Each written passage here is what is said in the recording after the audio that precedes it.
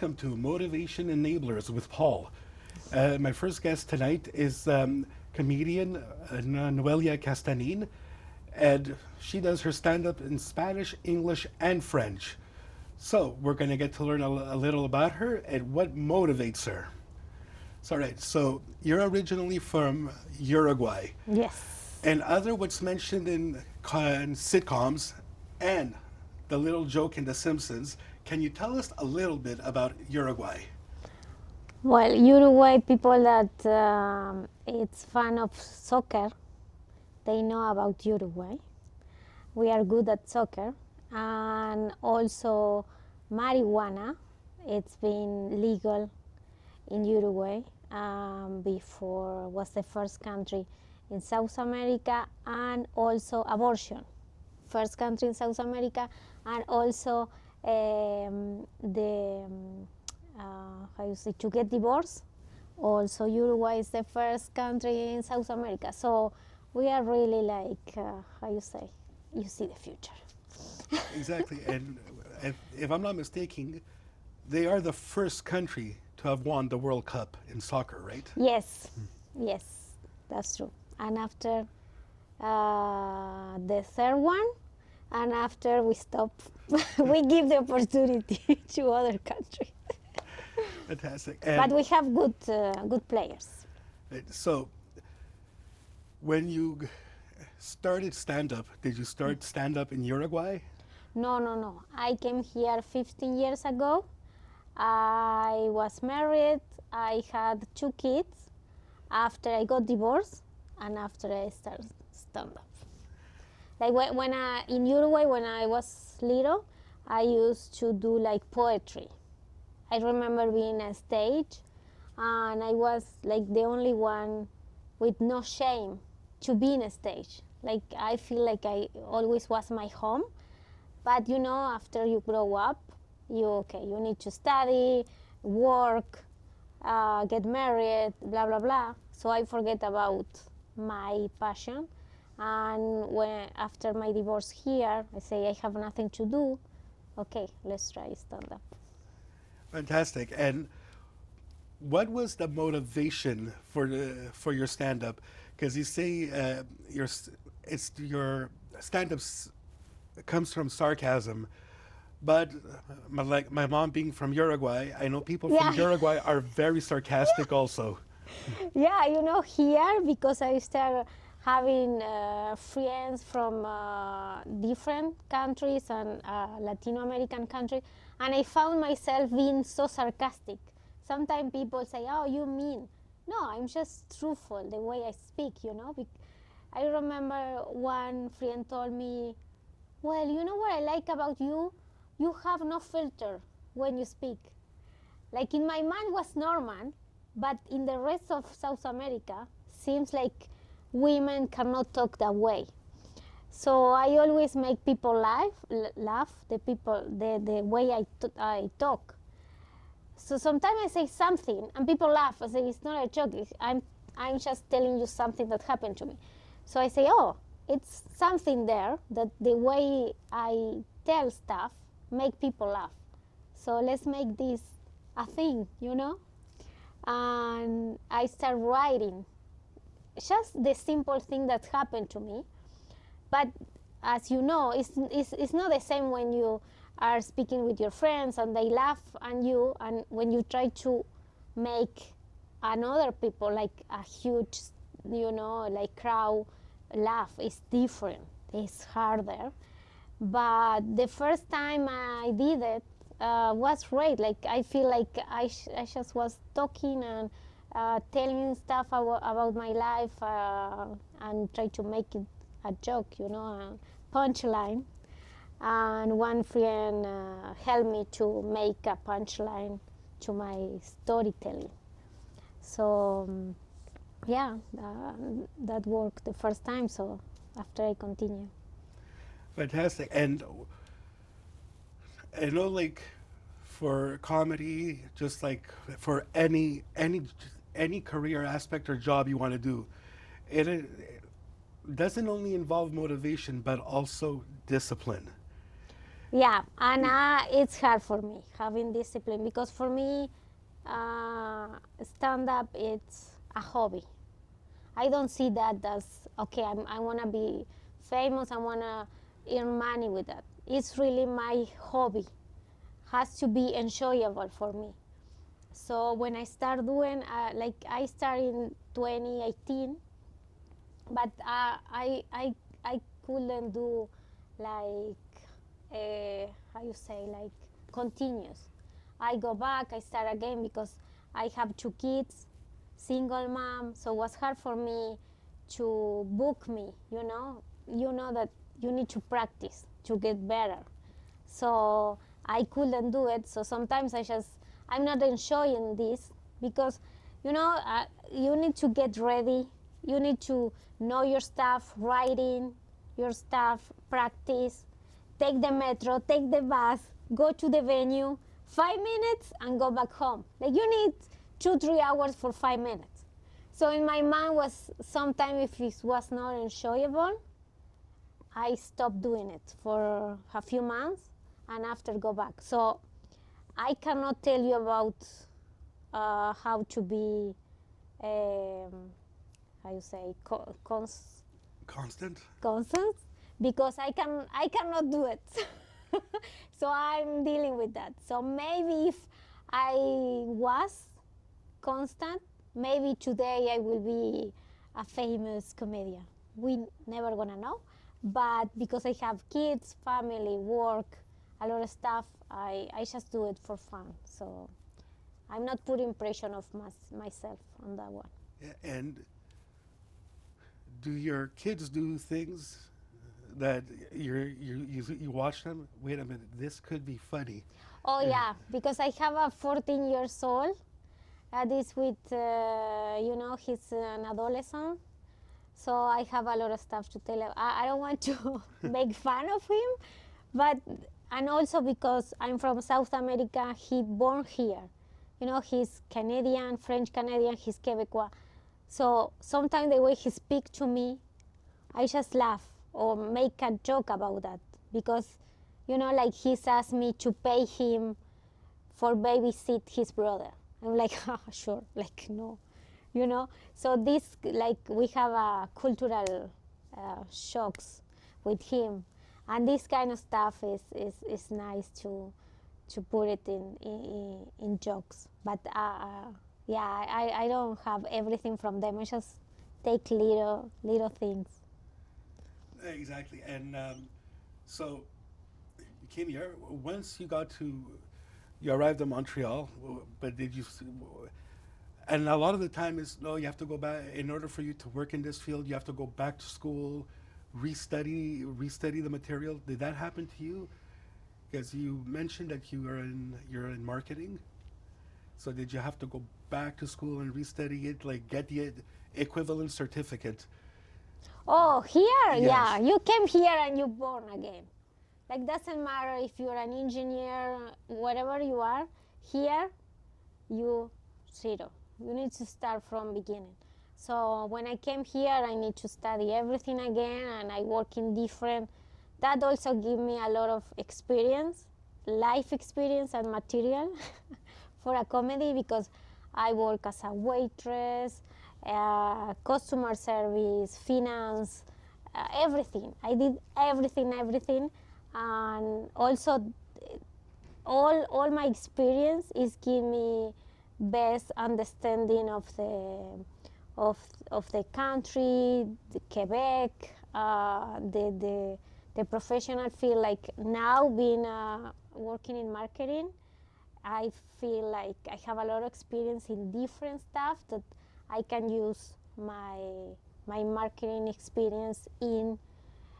Doesn't matter the customer, if I have a client ask me for marketing services, doesn't matter where you work, I know something about it. If you're a comedian, I know because I've been there. You have, I don't know, pastry shop, I know, like I know a lot of about Montreal, about Quebec, about Canada. So all the stuff is giving me a lot of experience to that. So now working in marketing, I'm guessing like your mind has to be sharp. So how important is physical and mental fitness?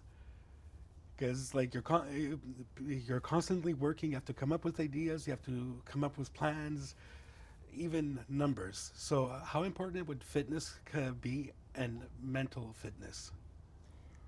Yeah, I always try to have like balance because I'm sitting in the computer all day. Like before, when I used to work as a waitress, I used to be physical 12, 14 hours in the day. Now I'm sitting, so I'm always trying to have a balance. Like if I'm sitting a lot, I go for a walk. I try to go to the gym, and the comedy is helping me to go out because I don't go out a lot. So doing comedy is also opportunity to me to go out, to know the city in the night, to go to a club, because otherwise I'm not going to a bar. But if I have a show, I go to the bar, I see the people. Like it's also the comedy is giving me this this this kind of balance in my life, um, because even if I'm social, I don't mind to be at home alone. Saturday night alone at home, I love it. But also, it's not good if you're alone in your house every night. So I try to balance mind, spirit, social, uh, physical activities, work. It's not easy, but you No, have to. exactly, because like it's not too healthy to be stationary all the time. Like, of course, we got to move, but also like if you're starting work at 9 and finishing at 9 every night, Yeah. it's like okay, it's also not that good for like it's happened with me also. Like I work from 7 to 7 in my regular job, 4 days a week, but I find myself finishing work, going home, like maybe watching an hour of TV and then going right to bed. Yeah, that one And I don't like this kind of life that you just work, work, work, like a little square, in like in the, I don't know how it's called, the yeah, in the wheel. in the wheel, like you just work, work, work. You sleep, eat, work. No, I need to do something else, and I'm kind of I feel like I'm creative. I need to, once like I went to a the reader, tarot reader, Okay. and I told her like because it's cheaper than the psychology and it's more fun.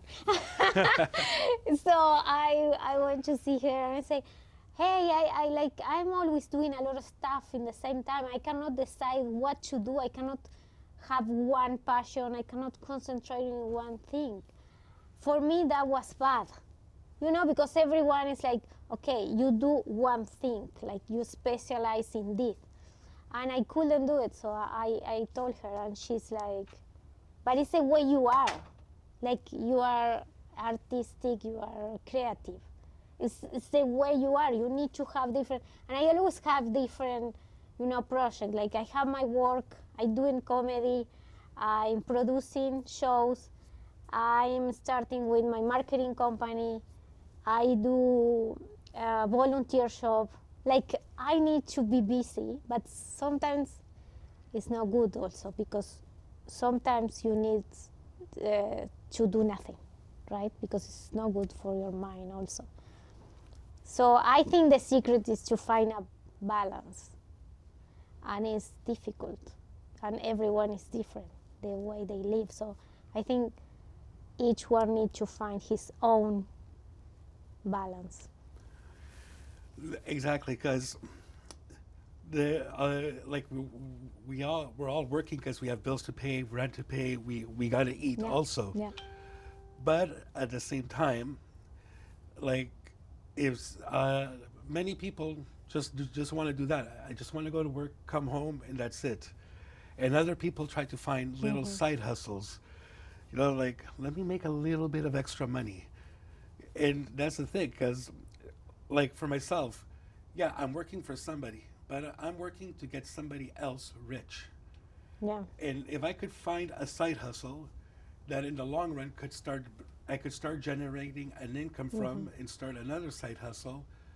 Now I, now I'm working for myself. And if I don't put in the work, I don't put in the hours, I'm just going to fail. Yeah. But also, what do a lot of these rich business people tell people? In order to find success, you got to fail first. And yes, it's learning from your mistakes. But a lot of them, yes, they're giving you the tricks to succeed because, so look, this is what we did. We failed until we found the winning thing. You could use their map, but unless you fail, you you could find a success. But really, a lot of people find their success from failure. What do you think? Yeah, I think it's that way. Each one has his own path, and I'm still finding my professional and artistic path because when I try something, I can know if I like it or not. Like, I sometimes you have something in your mind that this is gonna be perfect for you, and you never try it, and in your mind it's like that, and you need to try it to know. Like, for example, I used to like dancing. I say, yeah, when I'm gonna be dancing, this is gonna be my thing. I'm gonna love it, and I try it, and I didn't like it, you know. So you need to try anything that you think you gonna like. You need to try because it's the only way you know if this is your thing, like comedy. You know, I had comedy like a dream, and I put it like, okay, this is a dream. Until someone told me, try it. No, it's like a dream. No, try it to see if it's really something you like. And when I try it, I love it. And I really feel really nice doing it and be on the stage. And it's been like, what, 5 years I'm doing it. And but if you don't try it, so of course, but even if you have something that you love it and you are not good at it, you need to put the effort and the patience and be constantly and try and to get better. So of course you need to failure first to know what you are good or what you like or how to do something. It's the only way. Exactly. Like, for example, many comedians have said, we hit the stage at the beginning. You know how many times we failed and we bombed, we were laughed off the stage until we found what worked for us. Yeah. But and a lot of people are like, yeah, but look, why don't you do what he does? It works. But he's making fun of his wife and kids. I don't have Yeah. a wife and kid. I mean, I cannot possibly do that. But I do a lot of the when I go up, I do a lot of the jokes making fun of what I would do if I would go to South America, or even jokes about failing and meeting women. Like, But you need to be careful also and practice and try to get better. Because some people is like, I'm doing this for 20 years. Yeah, but you are not good. Like, because you are not getting better. You know, like some, I don't know, in some companies, like it's happened to me, like you start working in a company and someone is doing something for 10 years and you see that the system is not working. Oh, we are doing for 10 years.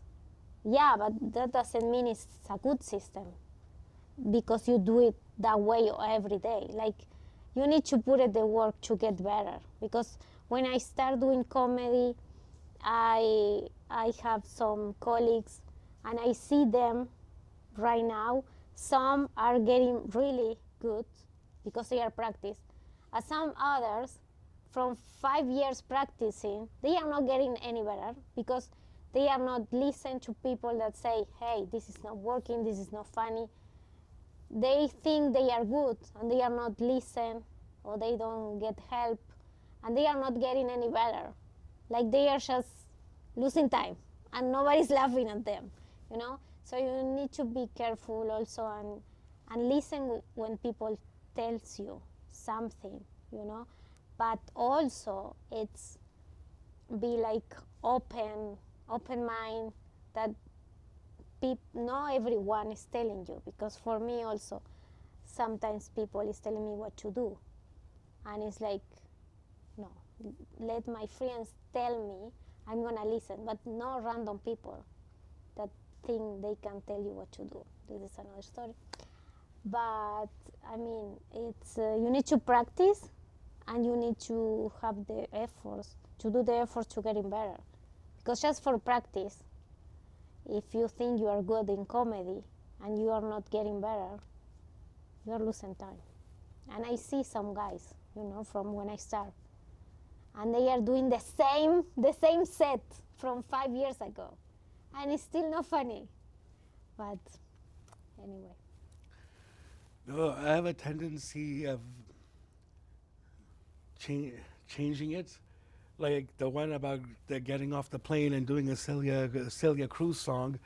It's something I did it for my just to bother my mom's friend, because this person was way too serious. It was just being sarcastic.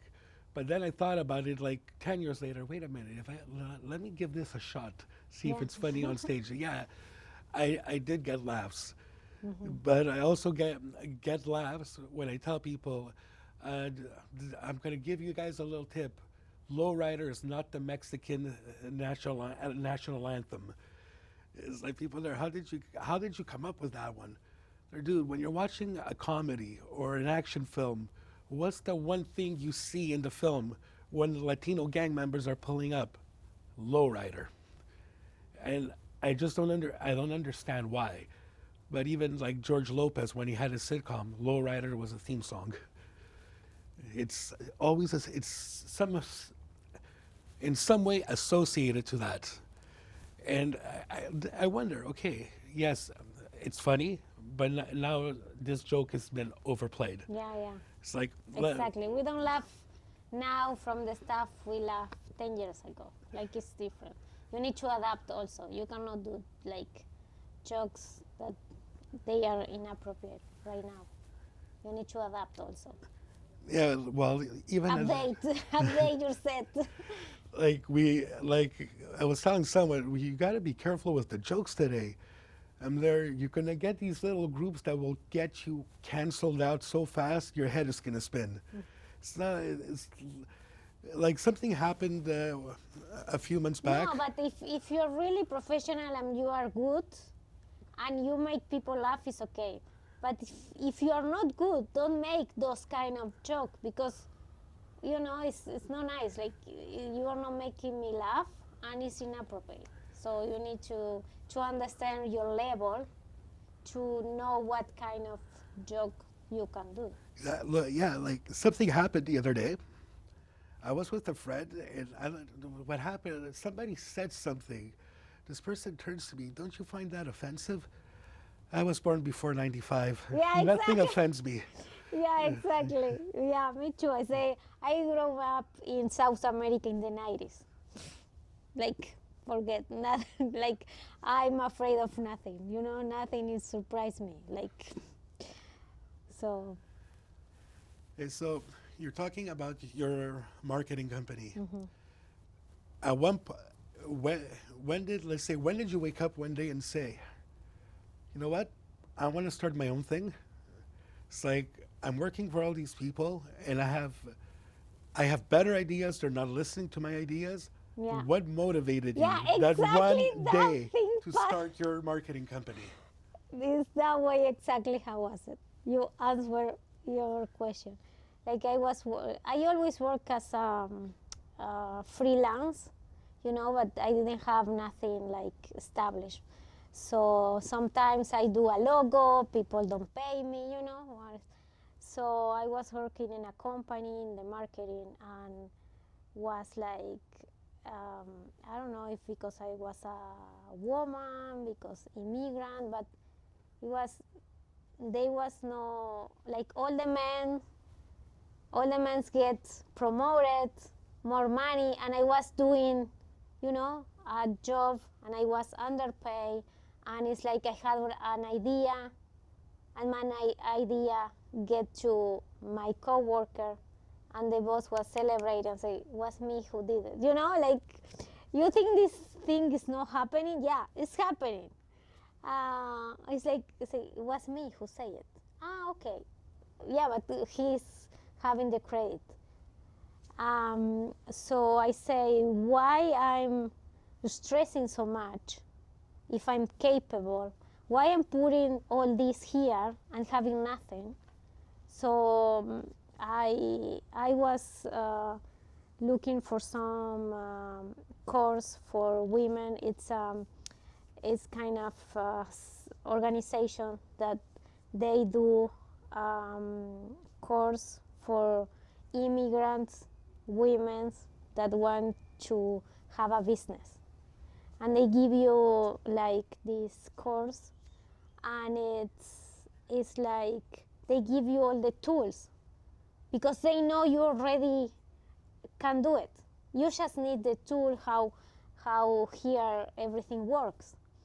So everyone is telling me, you already know this, you already have the studies, the experience, so you need to have your own, and sometimes it's like we as women, we don't believe in ourselves. Like, we think we need to have a boss or work in a company. And I start to understand, like, yeah, I can do it because I already was doing it for a company. And sometimes you are like afraid, oh no, I don't know if I'm gonna be able. But yes, you are able because you've been doing this work for years, but for somebody else. So I had all these women in this community, like we help each other, and everyone is doing something different, and we share experience and tools and everything. And I say, okay, I just need to do it. And even they send me customers. And sometimes I'm not ready to take the customers. They say, why you're not ready to take it? Because I'm afraid, I don't know. So I say, okay, I'm gonna do it. And I decided, and I'm gonna do it. I'm doing it. I worked at a company, and this lady was more qualified than anybody else for the position, and she was always passed over. And one supervisor goes, "It's because you're in a man's world." I looked at him and I smiled. Well, there was a man called John Lennon once that said, "Behind every idiot is a strong woman." Yeah. The guy didn't like that. He didn't like that much. Then, then in front of him, I look at her. Why? There's another wise man that said, and I'll quote, "Why do women always seek to be superior, equal to men when they are far superior?" And the guy didn't like that either. He said, "Are you trying to score points?" And there, no, I was just raised by my mom, my grandmother, Yeah, and a exactly. female cousin. Exactly. I see it, like they get these promotions, and then, oh, we're cutting the position. Yeah. And like I was talking with a friend about it. Bell Media seems to do this a lot. You get these promotions with these killer salaries, then a year or two later you're laid off. They're henceforth Lisa LaFlamme, or my buddy in Ottawa, Stuntman Stu, or a lot of the people working here, and then they'll hire, let's say, someone like you or I.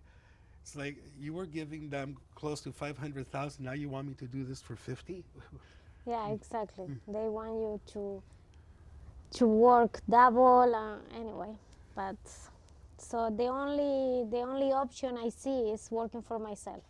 When you started your company, was it a side hustle? It's like, let me do this on the side, Yeah, I'm generate an doing. income, Yeah, exactly. and then once that income for my little side hustle comes equals or surpasses what I'm making now, it's goodbye, and then you have you concentrate on your company, right? Yeah, there is a way because you need to pay your bills, and I have two kids, so I cannot leave my job, but I can spend time aside to get better in my company. And yeah, the idea is to do that full time. And I'm guessing for your kids, it's a good thing because they should be seeing this as a positive and saying once they're ready to hit the get out in the world and say, wait a minute, my mom immigrated here. She worked for somebody. She started her little thing on the side, and she turned it into this big company. I could do it too. So, I mean, they could take this as a positive rather than say, like a lot of kids go, like, my parents worked all their life. I'm going to work all my life.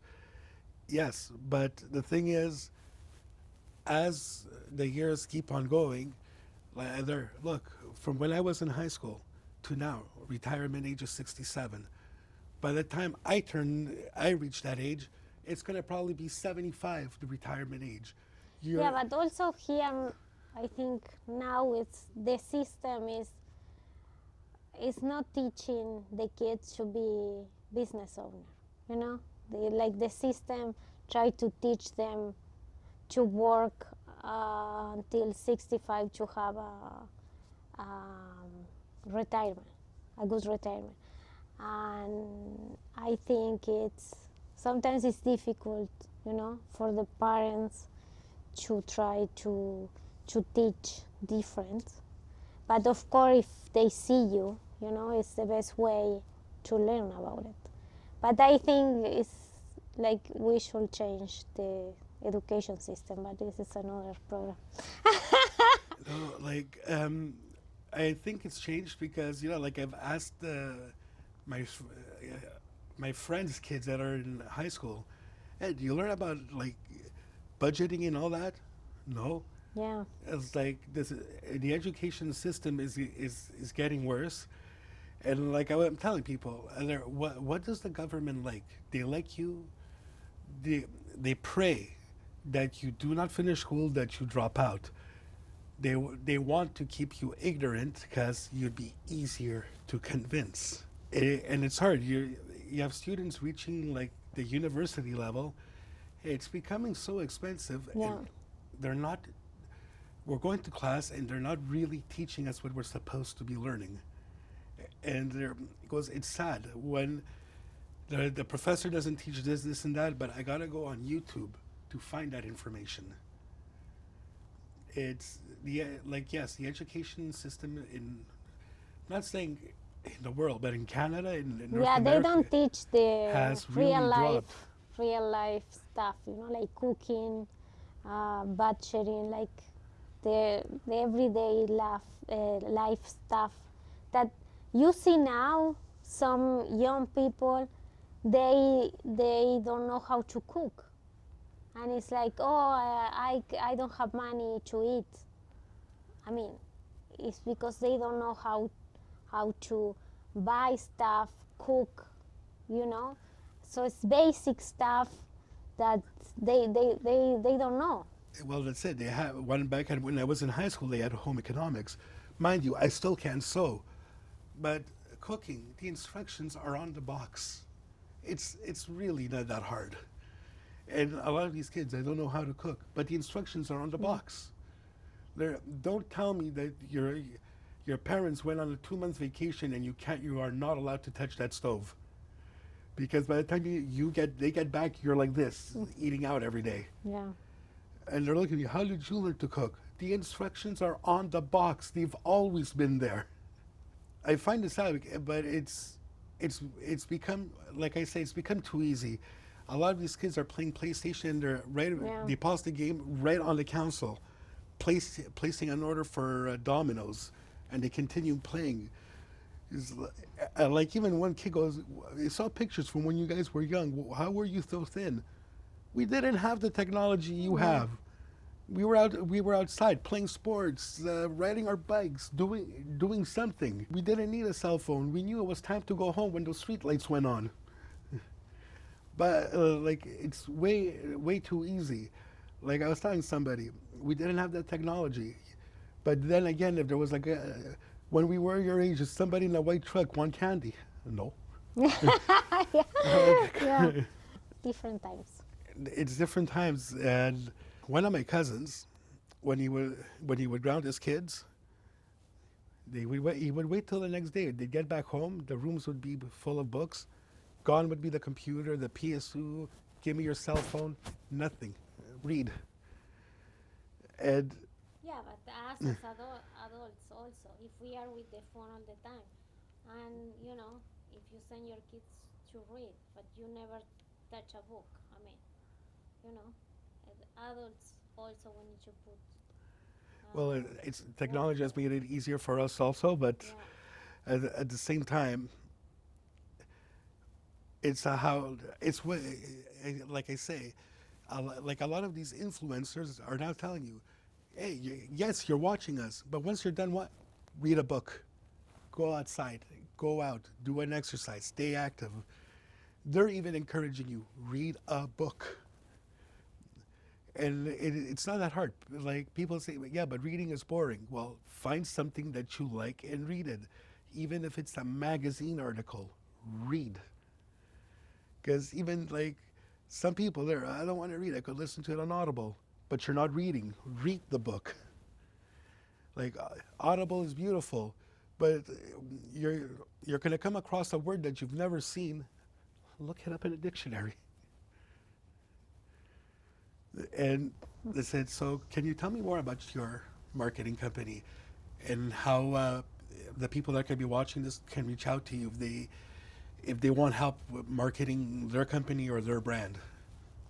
well, I'm created, it's not like established, so I help everyone with marketing, but when it comes to me, I'm still working in, my logo, my site web, and everything. My objective is to help people like me, like entrepreneurs, a small business. People that starting that they don't know, they need a logo, they need a Instagram, they need, I like to help this kind of people, like me. They starting and they have a limit budget. So it's for now is my targets. People like me, like you. Well, it doesn't necessarily have to be like a person from another country starting a business. It could be anybody. Look, I'm starting a new business. I need help with the marketing. Yeah, yeah, that's fun. I help a woman in New York. Was really fun. I help her with the Instagram, and it's really nice to see. I did all the templates and everything for the Instagram post, and she's still using after 2-3 years. And each time I see her posting, I mean, I feel so good because it's working for her. Still 3 years after, she's still using it. So it's, as I said before, sometimes we think we are not capable, but yes, we are capable of doing, and to help another person to grow their business. So Because there was a business in Verdun that recently shut down. Like the guy was outside, trying to promote. He goes, I don't know how else to promote. Told them, listen to me. Find a teenager that knows how to manipulate social media. yeah, so a lot of stuff. My son told me he's 14, and he tell me about the new stuff. Like I didn't know it's this app that it's really good for us for comedians, that you have your 5 minutes when you like recording yourself, and this app take you like the best 10 seconds, and I didn't know about it, and he showed me, and it's really it's a lot of stuff. And like my little one, he's 10, and he showed me Snapchat. I didn't know about Snapchat. And Snapchat is really cool because have these fun filters, you know, and it's really good when I do promotion for my shows. It's really fun. So yeah, I mean we can learn a lot from the kids and from teenagers. They know the last thing that's happening. Exactly, because this person was like close to his 60s, and they're a Yeah, family member, a friend. yeah, yeah. Teenagers know how to manipulate social media. So if your business is being seen in some sort of ad on Facebook, or it keeps on popping up on Instagram, and you're not paying, they know how to manipulate this. Because if you're going to go on Facebook and try to promote your business, you're going to have to pay. Instagram charges you for more views. But these kids know how to manipulate that so you don't pay. And you start getting these views. Yeah, but also, you know, you need to be careful with views and likes because sometimes They're bots. I tell my clients, you know, one client is like, oh, she was selling this kind of personalized product for pets.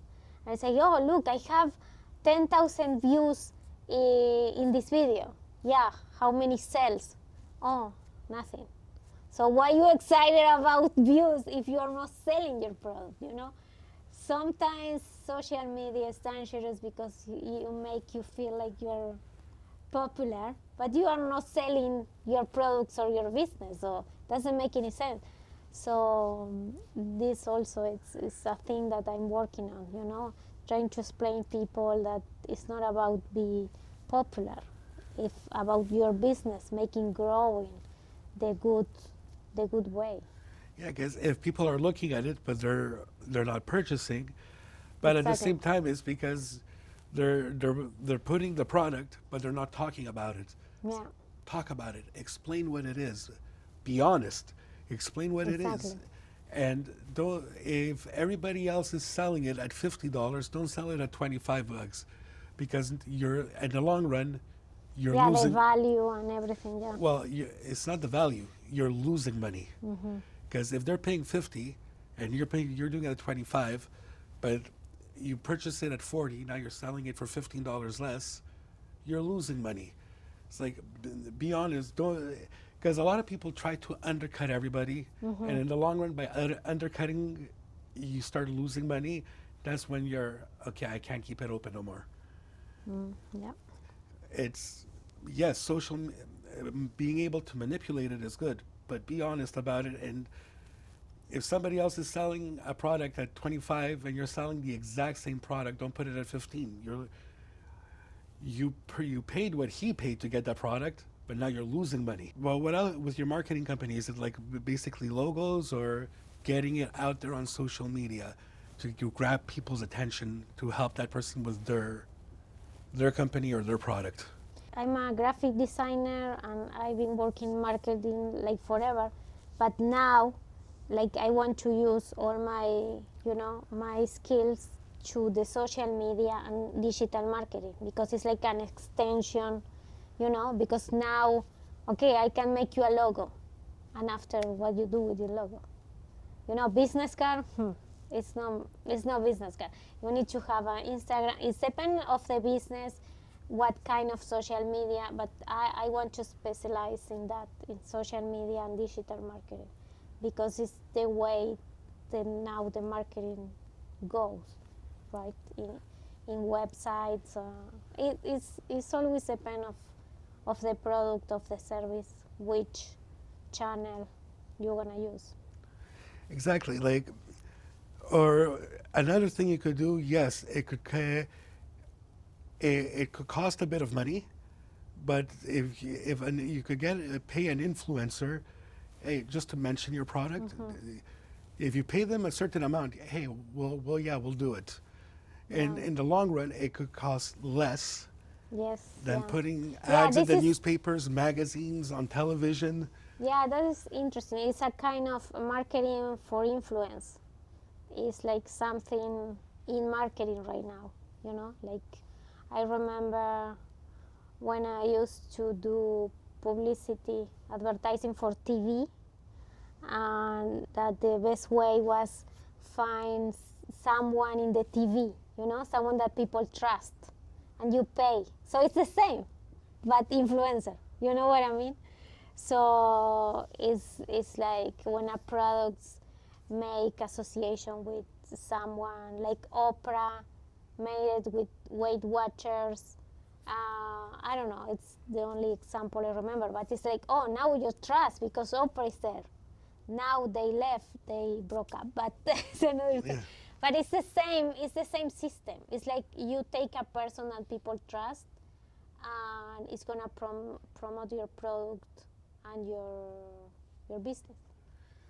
Exactly. And the thing is that more and more people are watching these influencers on YouTube or their podcasts than they are watching TV or radio, and use it to your advantage.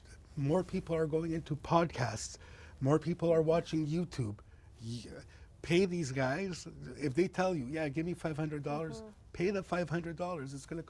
It's less than putting an ad in a newspaper or for a television commercial. And they'll talk about your product.